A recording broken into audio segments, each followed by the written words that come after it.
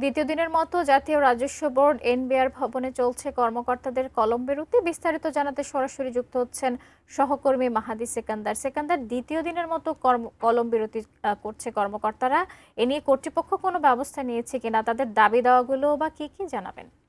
এই মুহূর্তে জাতীয় রাজস্ব বোর্ড এনবিআর ভবন আগারগাঁও, এখানে কর্মকর্তা যারা আছেন এখানে কর্মরত তারা কলম বিরতিতে আছেন। অর্থাৎ গতকাল থেকে যে কলম বিরতি সকাল 10টা থেকে দুপুর 1টা পর্যন্ত কর্মসূচি তারা ঘোষণা করেছিলেন 3 দিনের, যেটি আজ দ্বিতীয় দিন এবং চলবে শনিবার দুপুর 1টা পর্যন্ত। স্বাস্থ্যকর অল টাইম ফ্যামিলি কেক, সব সময় অল টাইম হেলদি লাইফ।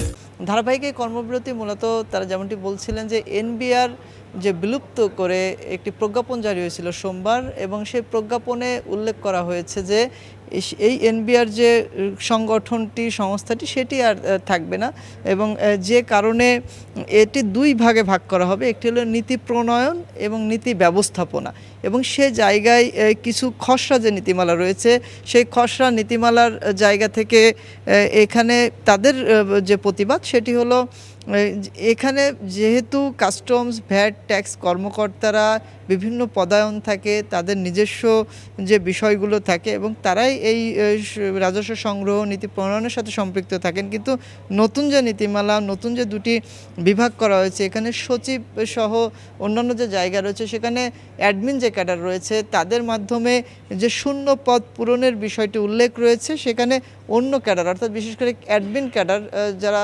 রয়েছেন কর্মকর্তা তাদের এখানে এসে দায়িত্ব পালনের সুযোগ রয়েছে, কিন্তু তারা এটির বিরোধিতা করছেন। তারা বলছেন যে যেহেতু তাদের এটির নিজস্ব বিষয় এবং তারা এই ভ্যাট, ট্যাক্স, রাজস্ব যে কর্মকর্তার যে বিষয়টি রয়েছে তারাই দায়িত্বগুলো পালন করে থাকেন, সেটা তাদের স্বতন্ত্র যে বিষয় রয়েছে সেখানে আঘাত আনে, এবং এটি তারা মেনে নিতে চান না। তারা বলছেন যে স্টেক হোল্ডার রয়েছে এই বিষয়টির সাথে সম্পৃক্ত, তাদের সাথেও সরকার সেভাবে আলোচনা করেনি, এবং অর্থ উপদেষ্টার কাছে তারা দাবিও জানিয়েছিলেন যে খসড়া নীতিমালা রয়েছে সেটি বাতিল করার, কিন্তু সেই নীতিমালা বাতিলের যে বিষয়টি সেটিও সরকার গুরুত্ব দেয়নি। এবং তারা বলছিলেন যে মাঝরাতে সোমবার যে প্রজ্ঞাপন জারি করা হলো সেটিও একটি দুর্বিসন্ধি, এবং এই জায়গা থেকে বেরিয়ে এসে সরকারের প্রতি তাদের যে আহ্বান, এই নীতি প্রণয়ন এবং রাজস্ব ব্যবস্থাপনা যে বিভাগ সে জায়গা নিয়ে তাদের দ্বিমত নেই, তবে সেটি তাদের সাথে আলাপ আলোচনার মাধ্যমেই একটি সিদ্ধান্তে যেতে পারত, এবং